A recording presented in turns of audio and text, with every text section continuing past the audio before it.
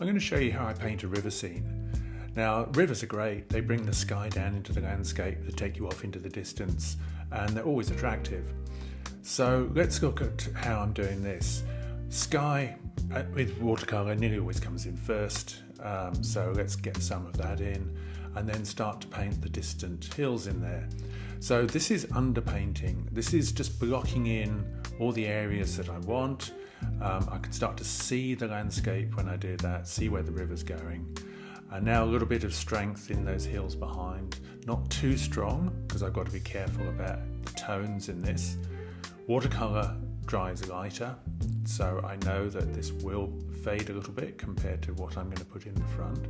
But I work through it because I want to do this as freshly as I can, and I'm adding in a variety of colours into this background, making sure that it's not uniform, it's not the same all the way through, and there's a little bit of freedom. So there's a little bit of coolness on the left hand side there, a little bit of blue, and I'm leaving some of the initial wash as well.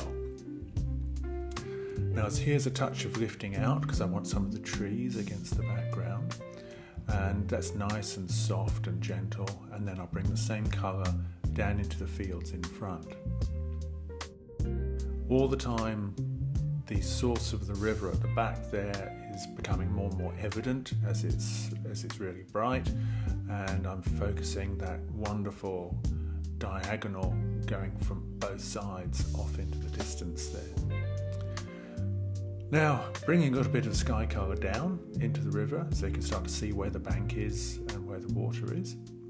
But before I go any further, I'm just going to do these background trees and start to lay those in. So they're in front of that hill and they've got to be that little bit stronger. We don't want them as strong as anything in the foreground, of course, so the balance there is the tricky part. And because that is the focal area where the river is going, you're going to go down that river visually and see it. That's what I need to focus on. I need to make sure that there's something interesting enough to look at when you get down there. Now leaving that, I'm starting to block in the main tree, and that's a close tree. So in the same way that I was putting a little bit of colour in first to start laying out the landscape, that's what I'm doing with the tree. But this time I've got to do a lot of broken colour. So I start with some lighter versions of the colour and then get a little bit stronger. You'll notice that I've put in a lot of the foliage first, and then I start to bring in some of those branches and place in the trunk there too. This is not the finished shape, this is getting in a lot of what I want to get in, but because that area going through the gap there, where that curve of the hill is, that's quite important, so I'm leaving that so I can take a little bit of time and care about it when I actually get to it. So bringing everything down to the foreground, that's the next part, starting to add some of the colours in at the bottom there. Again, this is mostly underpainting, but it's starting to pull the picture together by bringing those tones and those colours down and mixing them. Trying to keep everything fairly fresh, keeping the river relatively flat with those brush marks, and just building it up. It's all damp there at the moment. Now, because this is a bright, sunny day, I want to keep a lot of that bank very pale, so it's reflecting the light, and I need those contrasts to get that feeling of bright sunlight.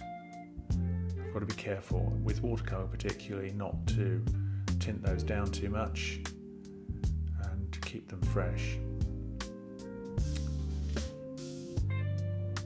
So the more I put into the fields and coming forwards, the more depth I'm getting into the picture. There's more strength, more tone going into all of this, and there's a little bit of directional brush marks going into all of that with those foreground plants that are in the water.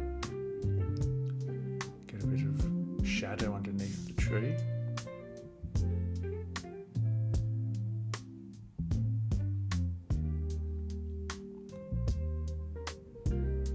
this point it's mostly about refining what I'm putting in, just balancing the colours and the tones, getting the darks under the tree, getting those stronger than anything off at the back.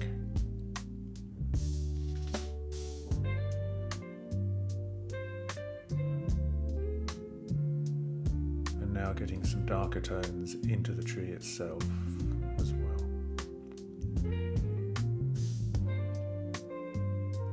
This is where I'm going to take a little bit more care about the overall shape.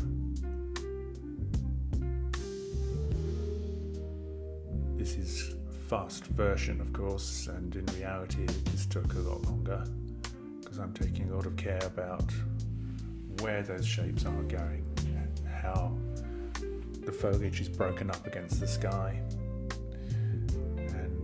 and get the feel of a whole tree.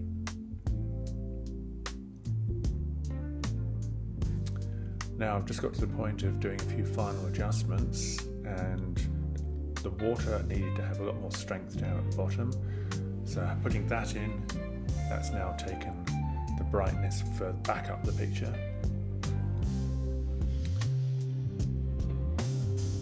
Just about at the end of it, just a few grasses and things at the front, and that's it.